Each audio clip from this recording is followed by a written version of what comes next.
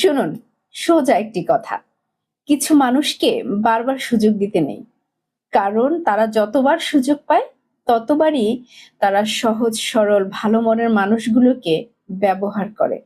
আমরা হয়তো সরল মনে এটা চিন্তা করি যে মানুষটিকে ভালোবাসি, মানুষদের ছেড়ে বাঁচবো কিভাবে, তারা তো আমার আপনজন, সুতরাং দেখি কি হয়, শুধরে যেতেও পারে, ভালো হয়ে যেতেও পারে, আমি যা চাই তা হয়তো বুঝতেও পারে, আমাকে ভালোবাসতেও পারে।